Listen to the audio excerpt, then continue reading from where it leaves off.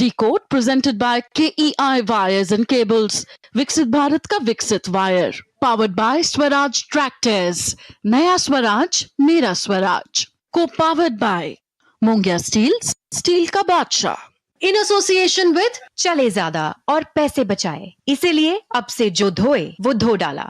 सभी पशुपालकों की पसंद, देश का नंबर 1 कपिला पशु आहार। JK tyre, total control.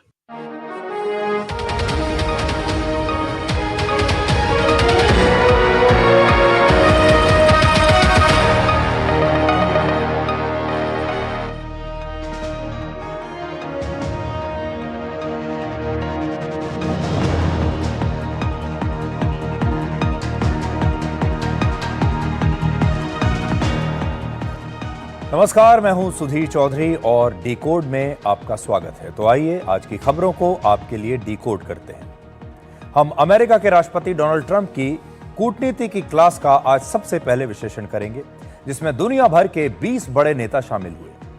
यहां 2 नामों की सबसे ज्यादा चर्चा रही। पहला प्रधानमंत्री नरेंद्र मोदी का नाम और दूसरी चर्चा हो रही थी पाकिस्तान के प्रधानमंत्री शहबाज शरीफ की। इजिप्ट में गाजा शांति शिखर सम्मेलन में राष्ट्रपति ट्रंप ने खुद शहबाज शरीफ के सामने प्रधानमंत्री मोदी की तारीफ की, जबकि शहबाज शरीफ ने वहां पर ट्रंप की कुछ इतनी ज्यादा तारीफ कर दी कि यह तारीफ कम और मक्खन ज्यादा लग रही थी। इसके बाद हम बिहार की राजनीति में एम फैक्टर यानी महिला फैक्टर को डिकोड करेंगे। बिहार के चुनाव में इस बार सबसे बड़ा गेम चेंजर जाति या धर्म नहीं बल्कि महिला वोट बैंक बन सकता है। इस बार MY यानी मुस्लिम और यादव का समीकरण नहीं बल्कि M यानी महिला वोट बैंक की बात हो रही है। पिछले 15 सालों में बिहार में महिलाओं का वोटिंग परसेंट लगातार बढ़ा है और अब ये आंकड़े सिर्फ वोट नहीं बल्कि बदलाव का भी प्रतीक है। ये वही वोट बैंक है जो जाति, धर्म और तुष्टीकरण की पुरानी राजनीति को चुनौती देने की ताकत रखता है। बिहार में आरजेडी जैसी पार्टियां लंबे समय से मुस्लिम और यादव की राजनीति करती आ रही हैं, लेकिन ये बदलाव का समय है। और आखिर में आज महंगाई को लेकर एक बहुत अच्छी खबर आई है। हमारे देश में खुदरा महंगाई पिछले 99 महीने में सबसे कम हो गई है, जिससे इस बार दिवाली की रौनक दुगनी हो जाएगी।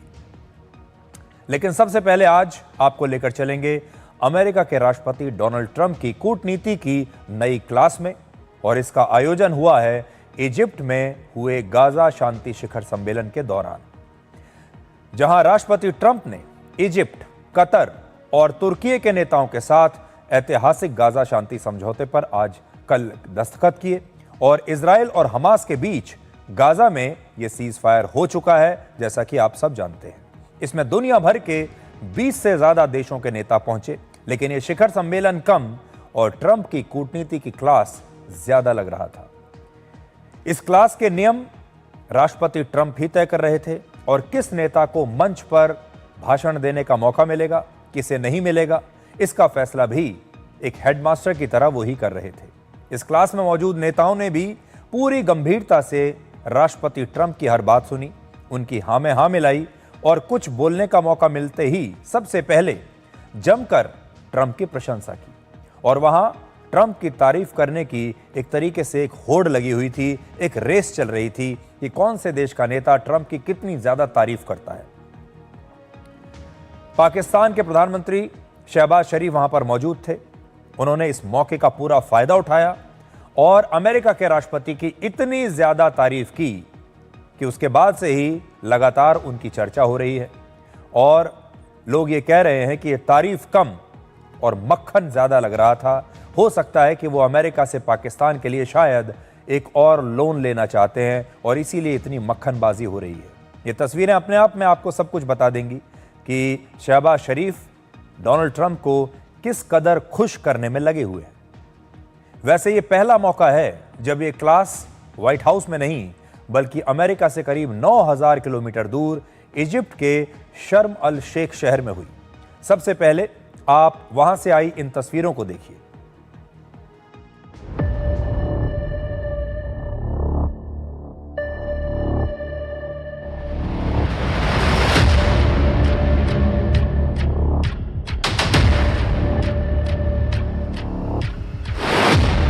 Pakistan had nominated President Donald Trump for Nobel Peace Prize. Wow, I didn't expect that. Let's go home. There's nothing more I have to say. Goodbye, everybody. She's a beautiful young woman. Now, if you use the word beautiful in the United States about a woman, that's the end of your political career, but I'll take my chances. Where is she? There she is.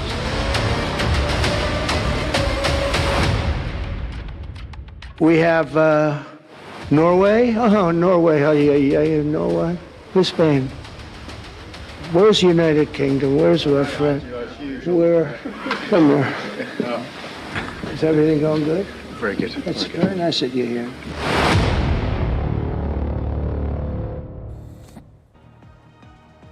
इससे पहले राष्ट्रपति Trump white house में school of diplomacy और school of technology की class पहले लगा चुके हैं, जिनकी तस्वीरें हमने आपको तब भी दिखाई थी। ये पुरानी तस्वीरें हैं जब कुछ देशों के राष्ट्रपतियों और प्रधानमंत्रियों के साथ उन्होंने व्हाइट हाउस में मीटिंग की थी, और ये सब लोग कुछ इस तरीके से बैठे थे जैसे ट्रंप उस स्कूल के हेडमास्टर हों। और फिर आप याद कीजिए, उसके बाद उन्होंने दुनिया भर की बड़ी बड़ी टेक्नोलॉजी कंपनीज के सीईओज के साथ एक मीटिंग की थी, वहां पर भी ऐसा ही लग रहा था। और 13 अक्टूबर को इजिप्ट में ट्रंप की कूटनीति की ये नई क्लास शुरू हुई, जिसमें राष्ट्रपति ट्रंप के भाषण के दौरान कई दूसरे नेता मंच पर मौजूद थे। और इस क्लास में ट्रंप ने अपने भाषण की शुरुआत में ही पाकिस्तानी आर्मी चीफ असीम मुनीर की तारीफ की और उन्हें अपना पसंदीदा फील्ड मार्शल बताया। जनरल असीम मुनीर ट्रंप से रेयर अर्थ मिनरल्स की डील पहले ही कर चुके हैं और ट्रंप को नोबेल पुरस्कार के लिए भी नॉमिनेट कर चुके हैं।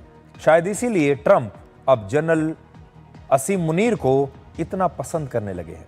जबकि मंच पर ट्रंप के ठीक पीछे शहबाज शरीफ भी खड़े हुए थे और इसके तुरंत बाद ट्रंप ने शहबाज शरीफ की तरफ मुड़कर उनसे भी कहा कि क्या वो वही बात बताना चाहेंगे जो उन्होंने पहले बताई थी।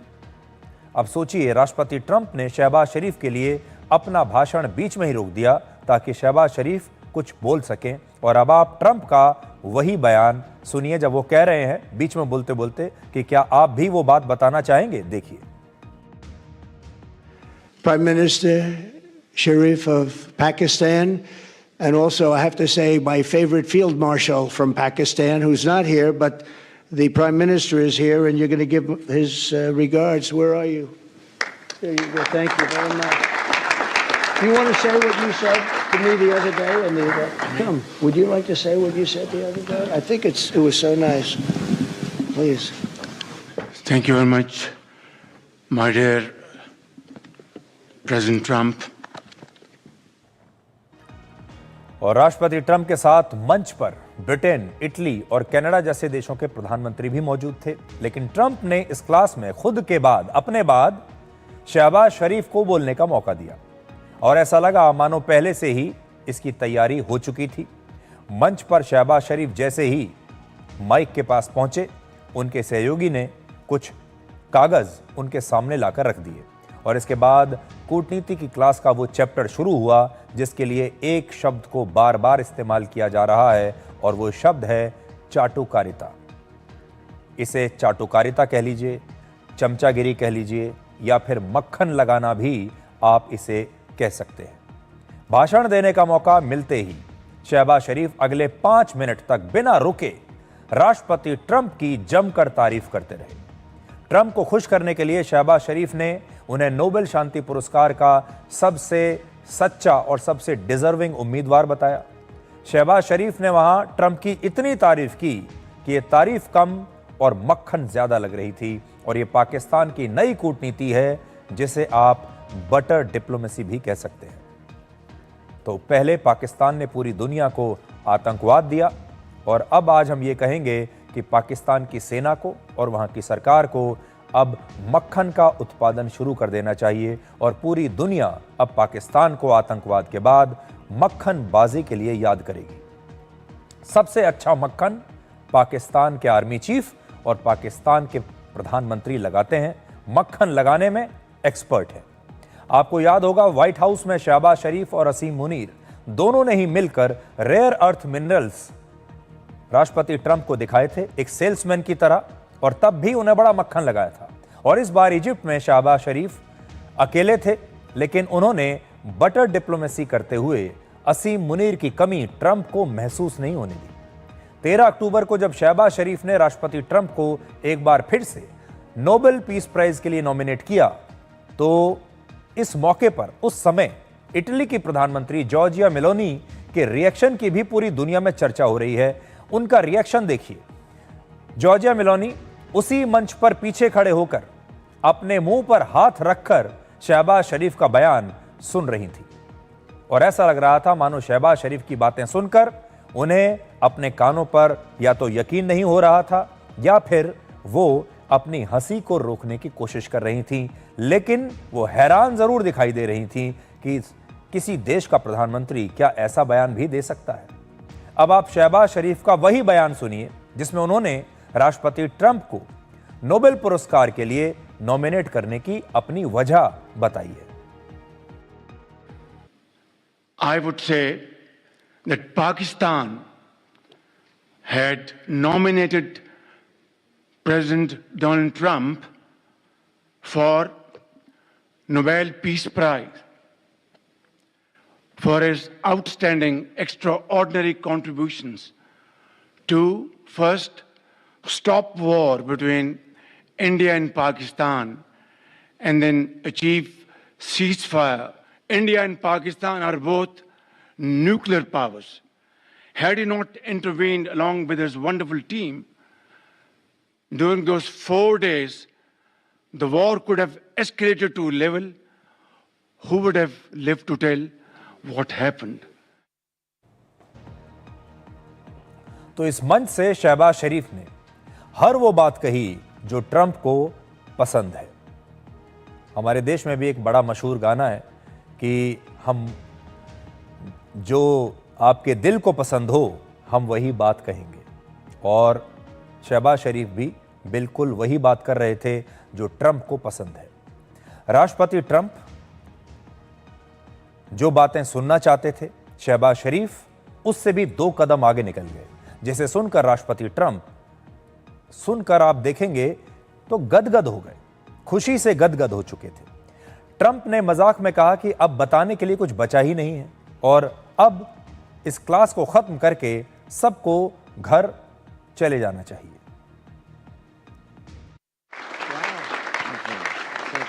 Very kind. Thank you. Wow, I didn't expect that. Let's go home. There's nothing more I have to say. Goodbye, everybody. That was really beautiful and beautifully delivered. Wow, thank you very much. तो इस Gaza शांति शिखर सम्मेलन में सबसे बड़ा जो पाखंड है, सबसे बड़ा नाटक है, सबसे बड़ा जो ड्रामा है, वो पूरी दुनिया को शहबाज शरीफ ने किसी आर्टिस्ट की तरह दिखाया।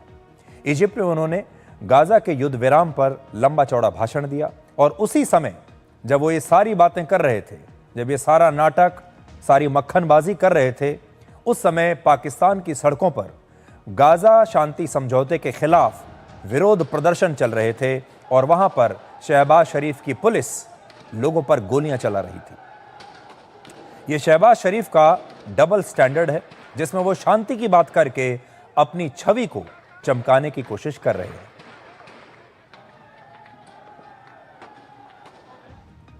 इसके बाद राष्ट्रपति ट्रंप ने प्रधानमंत्री मोदी को भी अपना अच्छा दोस्त बताकर उनके काम की तारीफ की और भारत को एक महान देश बताया। अपने भाषण में राष्ट्रपति ट्रंप ने कहा कि भारत और पाकिस्तान एक दूसरे के साथ अब बहुत अच्छे से रहेंगे, और इतना कहने के बाद वो पीछे मुड़े और अपने पीछे खड़े शहबाज शरीफ की तरफ उन्होंने इशारा किया, और शहबाज शरीफ ने किसी आज्ञाकारी नेता की तरह मुस्कुराते हुए ट्रंप का पूरा समर्थन किया और हां में हां मिलाई।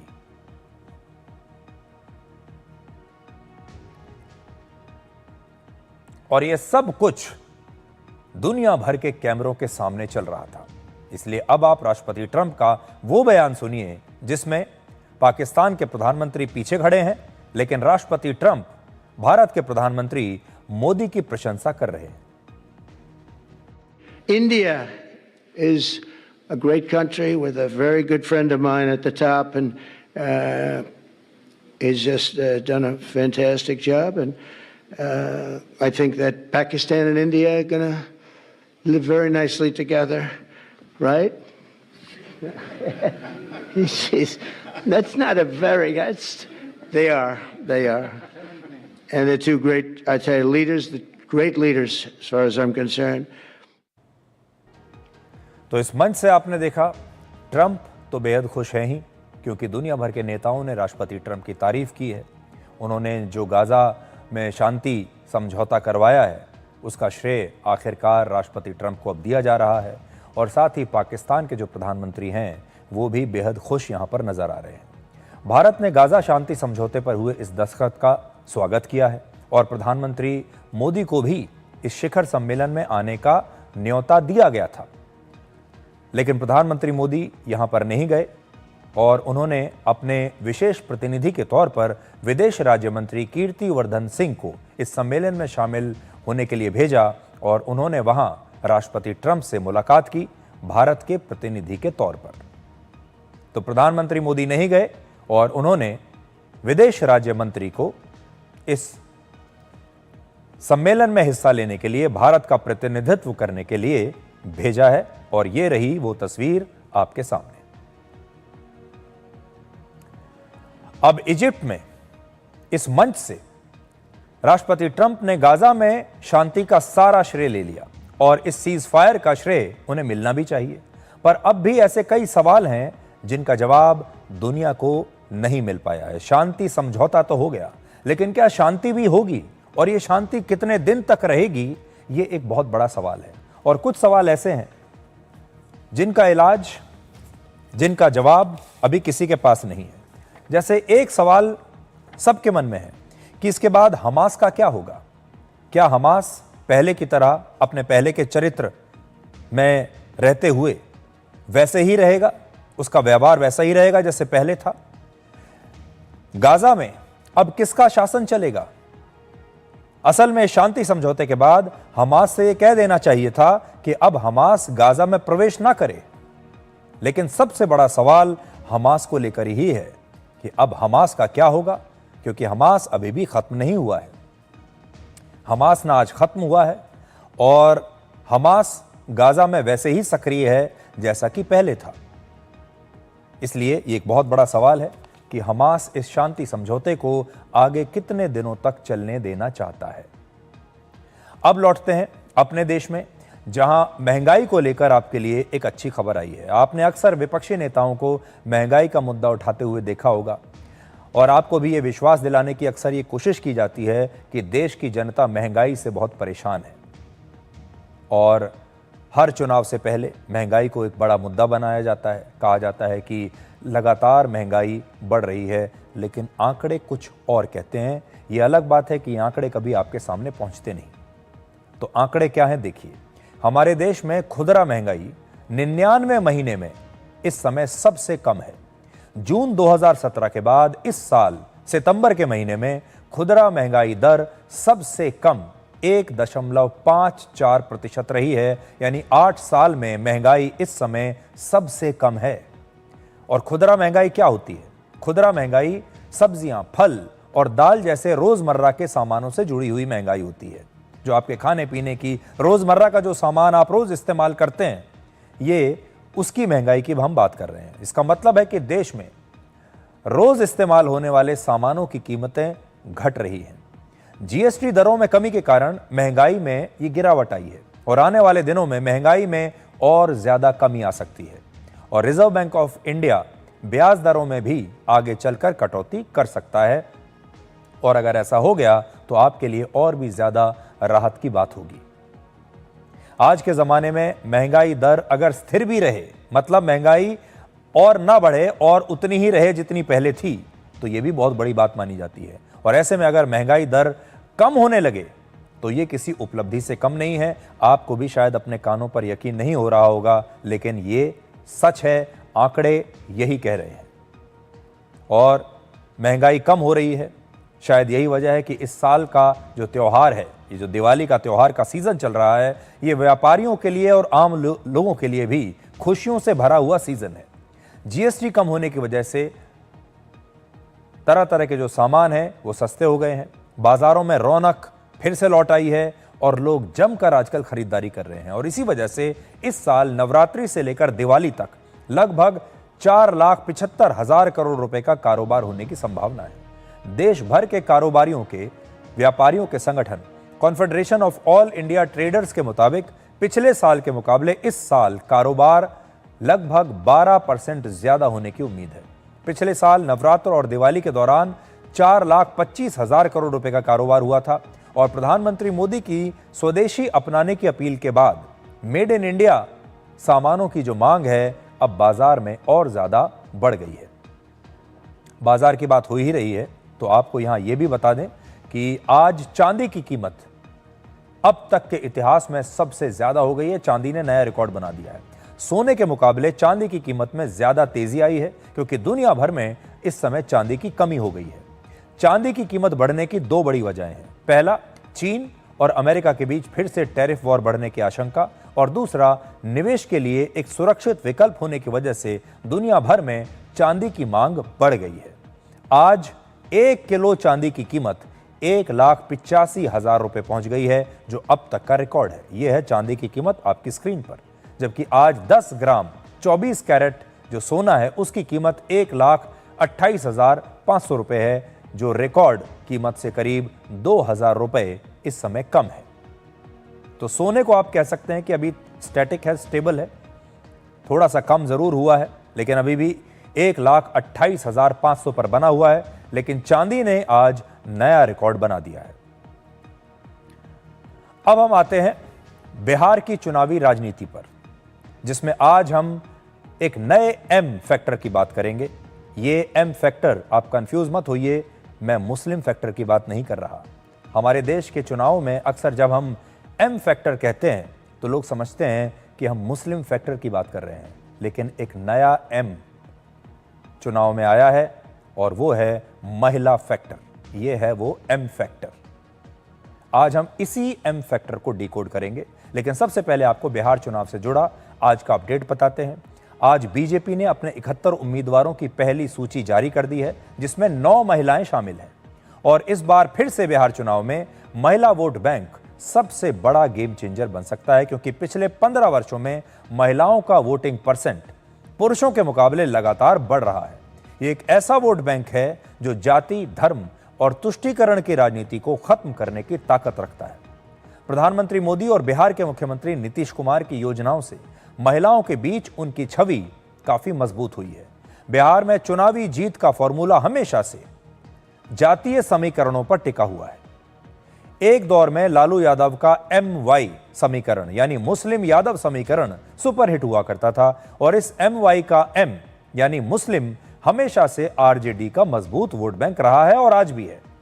लेकिन बिहार की राजनीति में अब एक नया M आ गया है और वो है महिलाओं का M, जो अब MY समीकरण के मुस्लिम M को भी टक्कर दे देगा। यानी अब की बार बिहार में M वर्सेस M हो सकता है। मुस्लिम तुष्टीकरण की राजनीति का मुकाबला करने के लिए प्रधानमंत्री मोदी और नीतीश कुमार ने महिला संतुष्टीकरण की राजनीति अपनाई है। आज बिहार में महिलाएं ही किसी पार्टी की जीत और हार को तय कर सकती हैं। इतनी मजबूत स्थिति में महिलाएं आ गई हैं। जरा आंकड़े देखिए। बिहार में 3,92,00,000 पुरुष हैं और 3,50,00,000 महिला वोटर्स हैं। अगर वोटर्स को आप दो हिस्सों में बांटेंगे, पुरुष वोटर्स, महिला वोटर्स। सबसे पहले आपको दिखाते हैं कि कैसे बिहार में पिछले 15 वर्षों में महिलाओं के वोटिंग पैटर्न में बदलाव आया है। अब आप देखिए, वर्ष 2010 के विधानसभा चुनाव में 54.5% महिलाओं ने और 51% पुरुषों ने वोट दिया। वर्ष 2015 के चुनाव में 60.5% महिलाओं ने और 53% पुरुषों ने वोट दिया। ये आप इस ग्राफ पर देखते चलिए।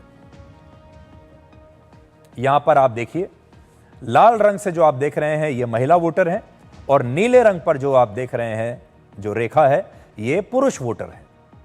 1990 से लेकर 2020 तक का वोटिंग पैटर्न देखिए।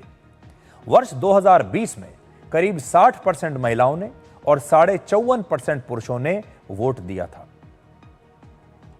यानी पिछले 3 विधानसभा चुनाव में औसतन 58.22% महिलाओं ने वोट दिया और इसके मुकाबले लगभग 52.96% पुरुषों ने वोट दिया। महिलाएं ज्यादा वोट दे रही हैं, पुरुष कम वोट दे रहे हैं।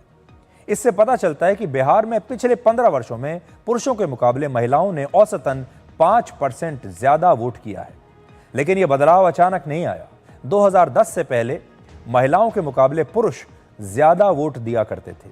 2010 से पहले अगर हम 2005 के चुनाव की बात करें तो इसमें 42.51% महिलाओं ने वोट किया था और करीब 50% पुरुषों ने वोट किया था। यहां पर आप देख लीजिए 1990 में अगर आप देखेंगे तो पुरुष ज्यादा वोट कर रहे हैं और महिलाएं कम कर रही हैं। 1995 में भी बिल्कुल यही स्थिति है।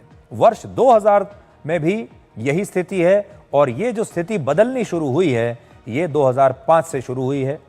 2005 में, फिर 2010 में और 2015 में ये स्थिति बिल्कुल बदल गई। आप देखिए 2015 में महिलाएं आगे निकल गईं और पुरुष पीछे रह गए और 2020 में भी बिल्कुल यही देखने को मिला।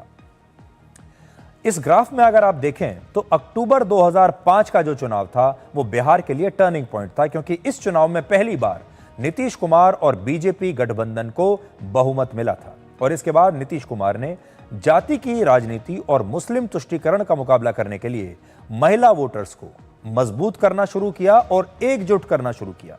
पिछले 20 वर्षों में महिलाओं के लिए नीतीश कुमार ने कई बड़े फैसले लिए, जैसे वर्ष 2006 में स्कूली छात्राओं के लिए साइकिल योजना शुरू की, उन्हें साइकिल देना शुरू किया। 2016 में शराबबंदी लागू की गई बिहार में। पंचायत और नगर निगम में महिलाओं को 50% आरक्षण दिया गया और सरकारी नौकरियों में भी महिलाओं को 35% आरक्षण दिया गया। इन फैसलों की वजह से महिलाओं का ज्यादातर वोट अब एनडीए गठबंधन को मिलने लगा। 2020 के विधानसभा चुनाव में बीजेपी ने 74 और जेडीयू ने 43 सीटें जीती थी, जबकि आरजेडी को 75 और कांग्रेस को सिर्फ 19 सीटें मिली थी। अब आप पिछले 3 विधानसभा चुनाव में बिहार की 243 सीटों पर वोटिंग के इस पैटर्न को देखिए। बिहार के इस नक्शे में जिन जगहों पर लाल रंग दिख रहा है उन विधानसभा सीटों पर महिलाओं ने पुरुषों के मुकाबले ज्यादा वोट दिया। 2010 में 162 सीटों पर महिलाओं का वोटिंग प्रतिशत पुरुषों से ज्यादा था। 2015 में 202 सीटों पर महिलाएं पुरुषों से आगे थीं वोटिंग के मामले में और फिर 2020 में 167 सीटों पर महिलाओं का वोटिंग प्रतिशत पुरुषों से ज्यादा था। बिहार में महिलाओं की साक्षरता दर 73.91% है, जबकि पुरुषों की साक्षरता दर इससे कहीं ज्यादा 84.91% है। इसके बावजूद वोटिंग के मामले में बिहार की महिलाएं पुरुषों से ज्यादा जागरूक हैं, ज्यादा सक्रिय हैं। जाति और धर्म के वोट बैंक से अलग महिलाओं पर एनडीए को अपनी जीत का ज्यादा भरोसा है और इसीलिए चुनाव की तारीखों के ऐलान से पहले ही मुख्यमंत्री महिला रोजगार योजना के तहत बिहार की 1,21 लाख महिलाओं के बैंक खातों में 10-10 हजार रुपए पहुंच गए थे। इस योजना का उद्घाटन सितंबर में प्रधानमंत्री नरेंद्र मोदी ने किया था और बिहार में 2005 के बाद से आरजेडी की कभी भी बहुमत की सरकार नहीं बनी है। आरजेडी को कभी बहुमत नहीं मिला है 2005 के बाद। प्रधानमंत्री मोदी का कहना है कि बिहार की महिलाओं की वजह से ही आरजेडी पिछले 2 दशकों से सत्ता से बाहर है, यानी महिलाएं ही हैं जो आरजेडी को वापस सत्ता में आने से रोक रही है। साथियों, कांग्रेस और आरजेडी बीते 2 दशक से बिहार की सत्ता से बाहर है और निसंदेह इसमें सबसे बड़ी भूमिका बिहार की मेरी माताओं बहनों की है। मैं बिहार की माताओं बहनों को विशेष प्रणाम करता हूं। आज आरजेडी के दौर में खुलेआम हत्या, बलात्कार और फिरौती जैसे अपराधों की सबसे बड़ी भुक्तभोगी बिहार की मेरी माताएं बहनें, यहां की महिलाएं थी। डबल इंजन सरकार में वही महिलाएं लखपति दीदी और ड्रोन दीदी बन रही है। ड्रोन दीदी बनाने का काम आज हम कर रहे हैं। सेल्फ हेल्प ग्रुप्स के जरिए महिलाएं इतनी बड़ी क्रांति कर रही है। खासकर नीतीश जी के नेतृत्व में यहां जीविका दीदी अभियान की सफलता को अभूतपूर्व रही है। पूरे देश के लिए बिहार प्रेरणा है। अगर आप पिछले 10 साल में देखें तो प्रधानमंत्री मोदी ने भारत की चुनावी राजनीति में एक नए वोट बैंक का आविष्कार किया है और वो है महिला वोट बैंक। 2014 में प्रधानमंत्री बनने के बाद भारत की राजनीति में बहुत कुछ बदल गया है। जहां पहले चुनाव जाति, धर्म और मुस्लिम तुष्टीकरण के नाम पर होते थे, वहीं प्रधानमंत्री मोदी ने इस पारंपरिक राजनीति को तोड़कर एक नए और निर्णायक वोट बैंक का निर्माण किया और उसका नाम है महिला वोट बैंक। पिछले 11 वर्षों में प्रधानमंत्री मोदी ने महिलाओं के लिए कई नई योजनाएं शुरू की हैं, जैसे बेटी बचाओ बेटी पढ़ाओ से लड़कियों को शिक्षा दी गई, उज्ज्वला योजना ने रसोई से धुएं को हटाया, जन धन योजना ने बैंकों के दरवाजे गरीब लोगों के लिए खोले, प्रधानमंत्री आवास योजना ने महिलाओं को घर का मालिक बनाया और स्वच्छ भारत मिशन ने महिलाओं को गरिमा दी। और इन योजनाओं की वजह से महिलाओं में बीजेपी की और प्रधानमंत्री मोदी की लोकप्रियता बढ़ी है। वर्ष 2019 के लोकसभा चुनाव में 36% महिलाओं ने बीजेपी को वोट दिया था और वर्ष 2014 में 29% महिलाओं ने बीजेपी को वोट दिया था। यानी 2014 से लेकर 2019 के बीच महिलाओं में बीजेपी की लोकप्रियता भी बढ़ी और वोट परसेंट भी बढ़ा और इसका श्रेय जाता है प्रधानमंत्री मोदी की योजनाओं को। आज महिलाएं राजनीति के केंद्र में आ चुकी हैं और इस बार बिहार चुनाव में अगर एनडीए को फिर से बहुमत मिलता है तो अगले साल बीजेपी पश्चिम बंगाल, तमिलनाडु, केरल और असम के विधानसभा चुनाव में भी महिला संतुष्टिकरण, याद रखिएगा मैं तुष्टिकरण की बात नहीं कर रहा हूं, महिला संतुष्टिकरण की रणनीति को बीजेपी आगे जरूर बढ़ा सकती है। बिहार की लोक गायिका मैथिली ठाकुर भी आज बीजेपी में शामिल हो गई हैं। जब हम महिलाओं की बात कर ही रहे हैं तो ये खबर भी आपको बताते हैं। 25 वर्ष की मैथिली ठाकुर भजन और लोकगीत गाने के लिए बिहार सहित पूरे उत्तर भारत में काफ़ी लोकप्रिय हैं और ख़ास तौर पर महिलाओं के बीच मैथिली ठाकुर की लोकप्रियता काफ़ी ज़्यादा मानी जाती है। यूट्यूब पर मैथिली ठाकुर के 51 लाख से ज़्यादा सब्सक्राइबर्स हैं। तो इस तरह की महिलाओं को बीजेपी में शामिल करना, इस तरह के नए लोगों को जो कि राजनीति के पृष्ठभूमि से नहीं आते हैं, जिनके खानदान में राजनीति नहीं रही है, जो बड़े बड़े नेताओं के बच्चे नहीं हैं, ऐसे युवाओं को राजनीति में लाना, ये भी एक नई कोशिश है भारत की राजनीति को बदलने की, बिहार की राजनीति को बदलने की।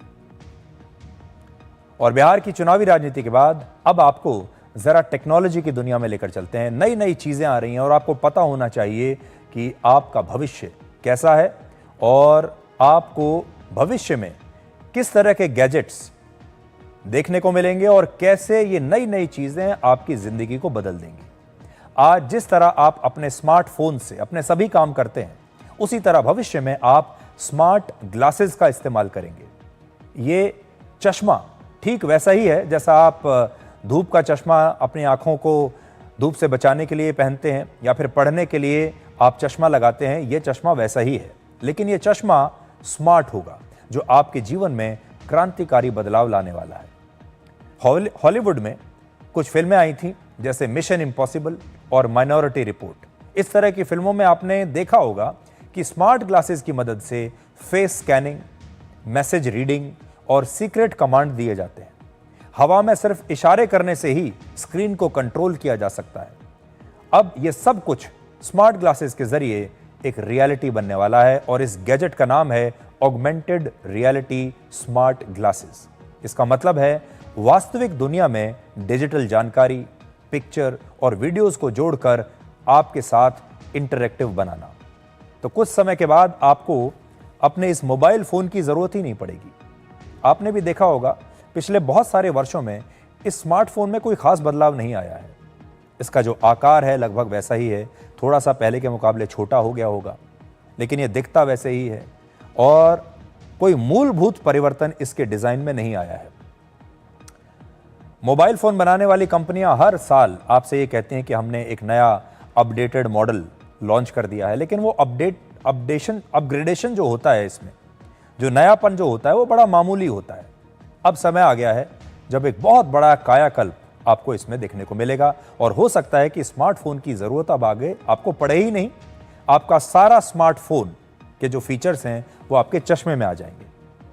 जरा कल्पना कीजिए कि आप कहीं यात्रा कर रहे हैं, ट्रैवल कर रहे हैं और आपको अपना समय बिताने के लिए कोई भारी भरकम गैजेट अब अपने साथ ले जाने की जरूरत नहीं होगी। सिर्फ स्मार्ट ग्लासेस की मदद से आप टीवी देख पाएंगे। एक 65 इंच की स्क्रीन आपके सामने खुल जाएगी।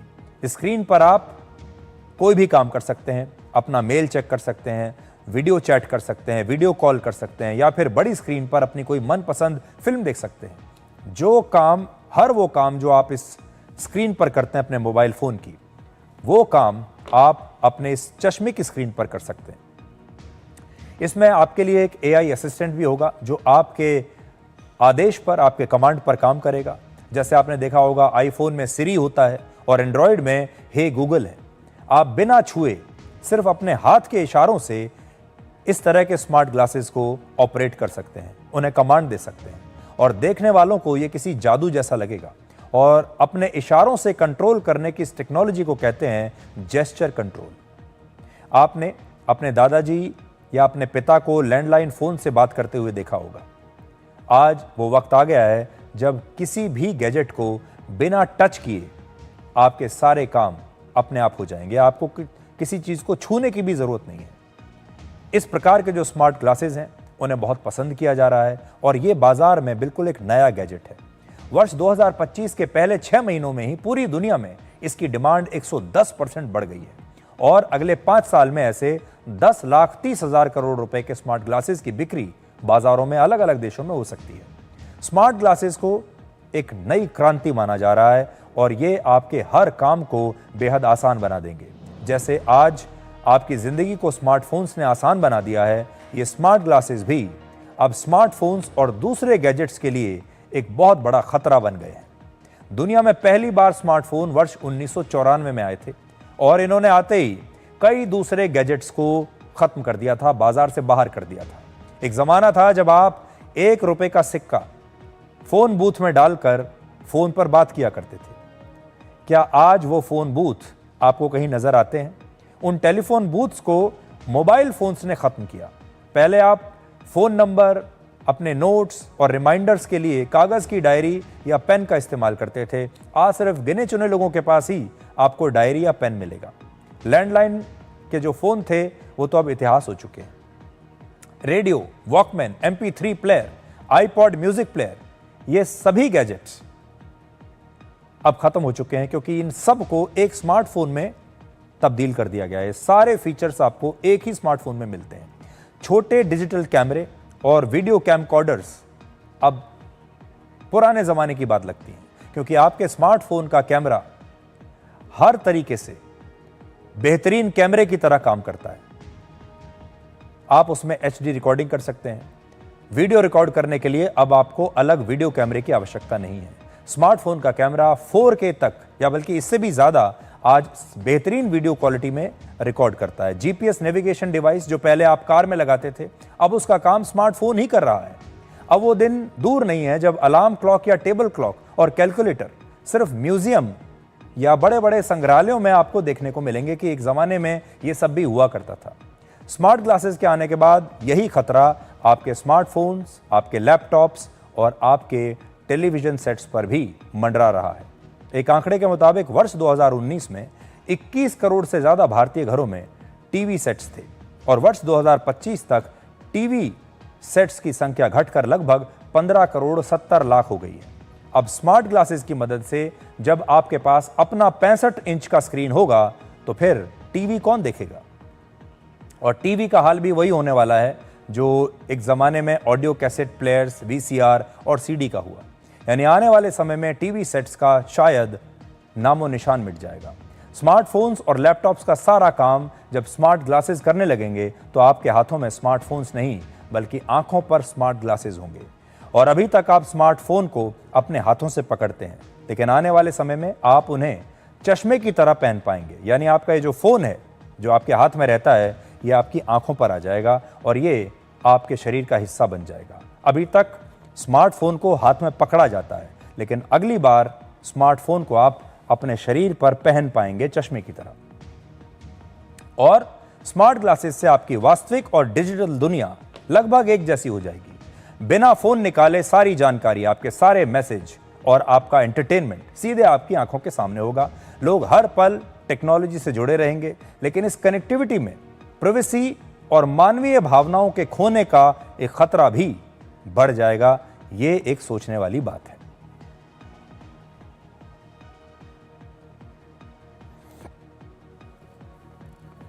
तो भविष्य की हम बात कर रहे हैं। भविष्य की टेक्नोलॉजी हमने आपको बताई जो आपसे बहुत दूर नहीं है, लेकिन अब आपके लिए एक आपकी हवाई यात्राओं से जुड़ा एक ऐसा सच आपको बताते हैं जो शायद आपको भी नहीं पता होगा। आपने इसके बारे में कभी सोचा भी नहीं होगा।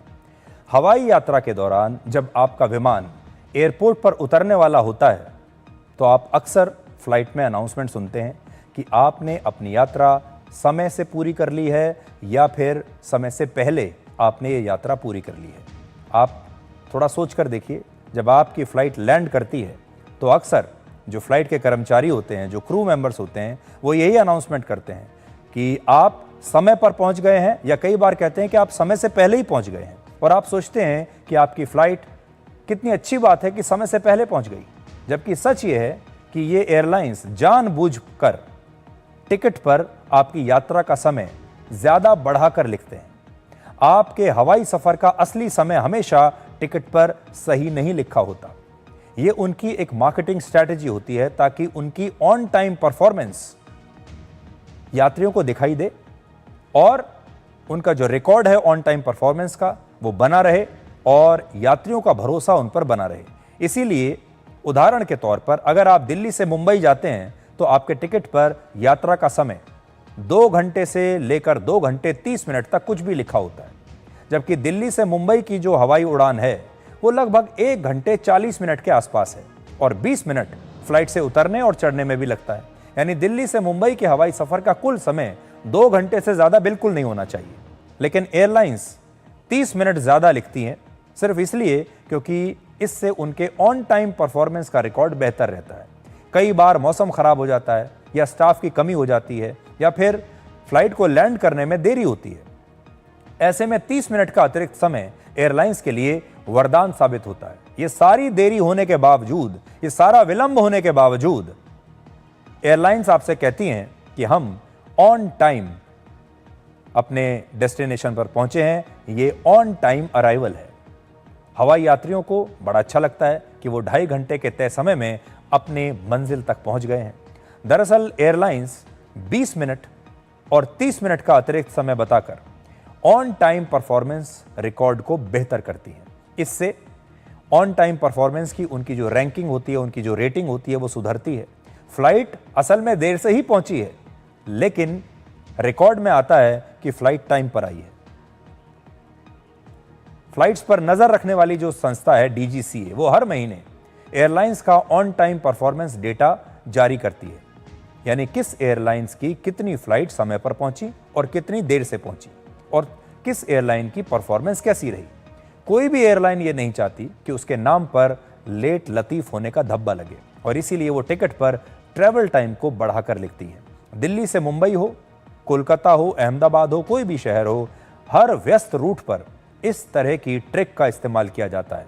जैसे दिल्ली मुंबई हवाई रूट पर अलग अलग एयरलाइंस के फ्लाइट टिकट पर ट्रैवल टाइम जो होता है वो अलग अलग लिखा होता है, ऐसा ही कोलकाता अहमदाबाद और दिल्ली बेंगलुरु के हवाई रूट पर भी आपको देखने को मिलेगा। जो एयरपोर्ट सबसे ज्यादा व्यस्त एयरपोर्ट्स होते हैं, सामान्य तौर पर उस रूट पर ट्रैवल टाइम ज्यादा लिखा जाता है, ज्यादा दिखाया जाता है। और एयरलाइंस की ये ट्रिक नई नहीं है। वर्ष 2003 में आपको याद होगा हमारे देश में लो कॉस्ट एयरलाइंस की शुरुआत हुई थी, जिसको कहते हैं कि हमारे देश में क्रांति हो गई थी। तब ऐसा लगा था कि देश का गरीब आदमी भी अब हवाई जहाज में सफर कर सकता है, क्योंकि लो कॉस्ट एयरलाइंस ने यह दावा किया कि वो बहुत सस्ते दाम पर टिकटें बेचेंगी। हवाई सफर करने वाले लोगों की संख्या बढ़ने से फ्लाइट्स की संख्या भी बढ़ी, एयर ट्रैफिक बढ़ गया और रोज सैकड़ों फ्लाइट्स लेट होने लगी। ऐसे में कुछ एयरलाइंस ने ट्रैवल टाइम को बढ़ाकर लिखना शुरू कर दिया और देखते ही देखते सभी एयरलाइंस ने यही फॉर्मूला अब अपना लिया है। उसी प्रकार से जैसे जो लो कॉस्ट एयरलाइंस एक ज़माने में ये वादा करके आपके सामने आई थी कि वो कम पैसे में अपनी टिकट बेचेंगी, आज लगभग उन सब की टिकट की जो कीमत है वो लगभग बराबर ही है। अब कोई लो कॉस्ट एयरलाइन इस देश में असल में बची नहीं है। सारी एयरलाइन एक जैसे ऑपरेट करती हैं, चाहे वो अपने आप को लो कॉस्ट बोलें या अपने आप को लग्जरी एयरलाइन बोलें। ऐसा कोई फर्क अब बचा नहीं है। लेकिन अपनी ब्रांडिंग के लिए, अपनी एक अलग छवि बनाने के लिए और अपने कस्टमर्स को अपने साथ जोड़े रखने के लिए ये जो एयरलाइंस हैं ये तरह तरह के गिमिक्स का इस्तेमाल करती हैं। और इसलिए आज हमने आपको ये बताया कि आपको कैसे सावधान रहना चाहिए। अब एक छोटा सा ब्रेक, और ब्रेक के बाद आपको दिखाएंगे कि ऑपरेशन सिंदूर के दौरान कैसे भारत की अर्थव्यवस्था पर साइबर अटैक्स के जरिए हमला लगातार हो रहा था और एक नहीं बल्कि करोड़ों साइबर अटैक्स भारत पर हुए।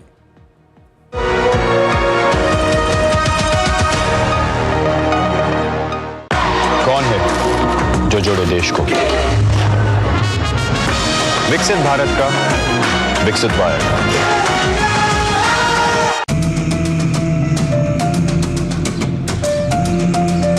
हर इंप्लीमेंट के लिए तैयार नया स्वराज। नया स्वराज, मेरा स्वराज।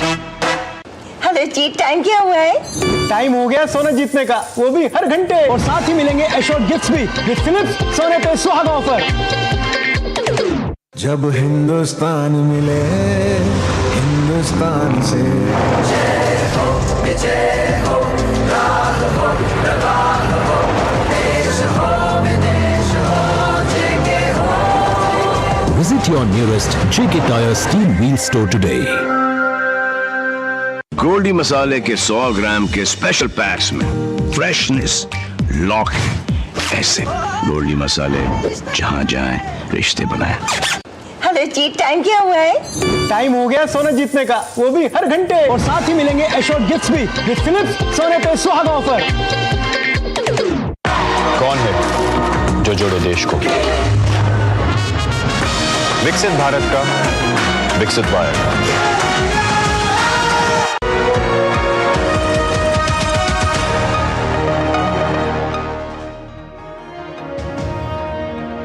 अब आपको ऑपरेशन सिंदूर के दौरान भारत पर हुए एक अदृश्य हमले के बारे में बताते हैं। देखिए, बहुत सारी चीज़ें पर्दे के पीछे होती रहती हैं जिनके बारे में आपको कभी पता भी नहीं चलता। जब भारतीय सेना पाकिस्तान पर लगातार हमले कर रही थी, उस समय भारत की अर्थव्यवस्था पर भी हमला करने की कोशिश हुई।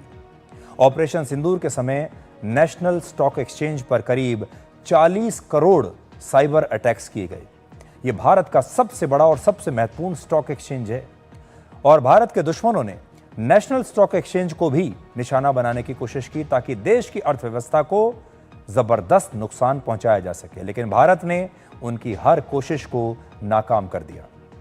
हमारे दुश्मनों को शायद पता था कि वो भारत की सेना को युद्ध के मैदान में हरा नहीं पाएंगे और इसीलिए उन्होंने पीछे से भारत के बाजार और अर्थव्यवस्था को ही निशाना बनाने की कोशिश की।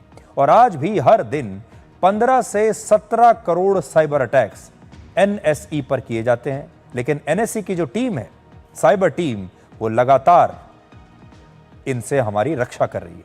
अगर ये साइबर हमले सफल हो जाते तो करोड़ों लोगों का व्यक्तिगत डेटा, करोड़ों लोगों का निवेश और शेयर के आंकड़े गायब हो सकते थे। लेकिन भारत के साइबर एक्सपर्ट्स ने इन हमलों का उसी मजबूती से मुकाबला किया जिस मजबूती से हमारी सेना हमारी सीमाओं पर दुश्मन का मुकाबला कर रही थी।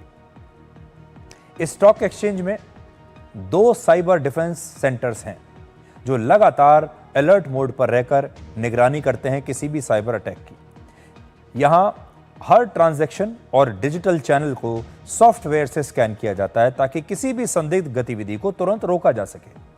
सुरक्षा सेटअप में ईमेल, पेन ड्राइव और साइबर हमलों से बचाव के लिए सख्त प्रोटोकॉल्स को लागू किया गया है और जैसे ही कोई संदिग्ध ट्रैफिक दिखता है, सिस्टम ऑटोमेटिक अलर्ट जारी कर देता है।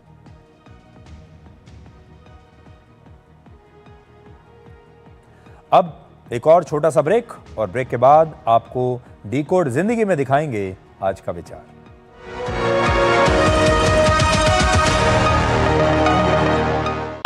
कौन है जो जोड़े देश को?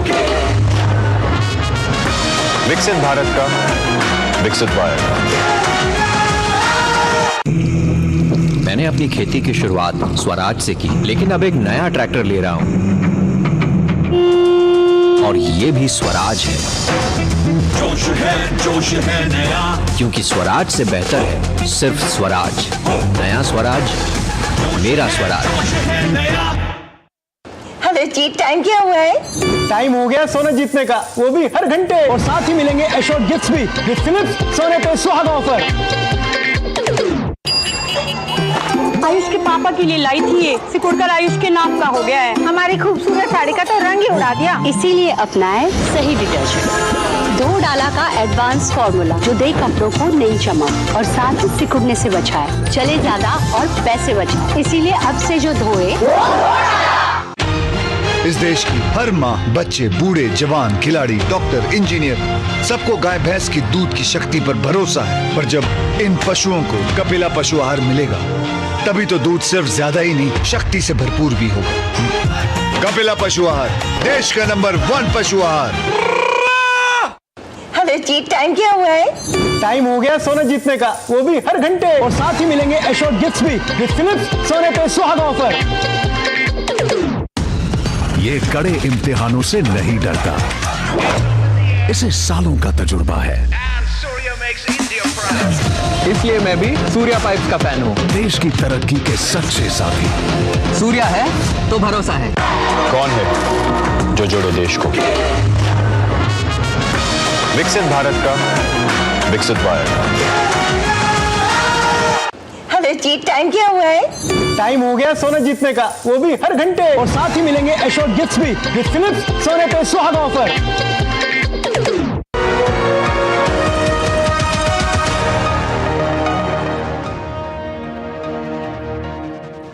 तो आज के लिए डिकोड में इतना ही। अब आपसे हमारी अगली मुलाकात होगी कल रात 9 बजे। तब तक आप खुश रहिए, सुरक्षित रहिए, स्वस्थ रहिए और जीवन में कामयाबी वही चुनना जिसमें आप त्योहारों पर अपने घर जा सके।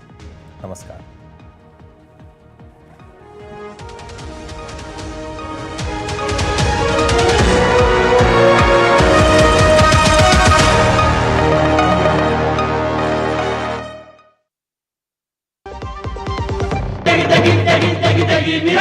MDH की देगी मिर्च, देगी मिर्च का तड़का, अंग अंग फड़का। MDH की देगी मिर्च।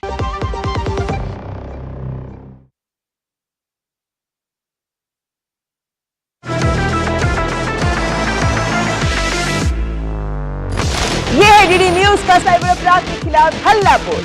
Digital arrest, sextortion, financial frauds, cyber bullying, तमाम मुद्दों पर आपको जागरूक करते हुए आपको रख रहा है इन साइबर अपराधियों से एक कदम आगे।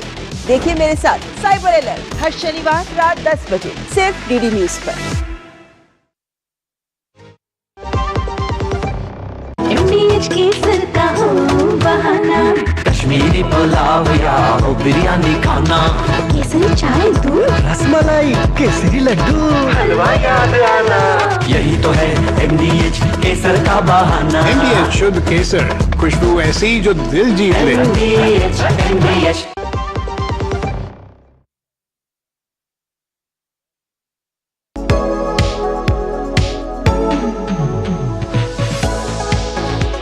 नई सुबह, नई शुरुआत डीडी न्यूज के पावर पैक शो के साथ।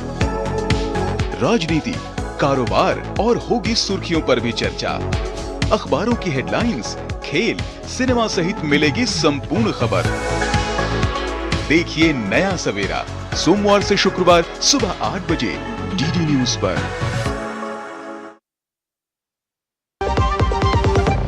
दादी के हाथों का जादू और खुशबू से महकता घर। MDH गरम मसाला, असली मसालों से भरा हूँ मैं, क्योंकि हर रिश्ता है स्वाद से जुड़ा।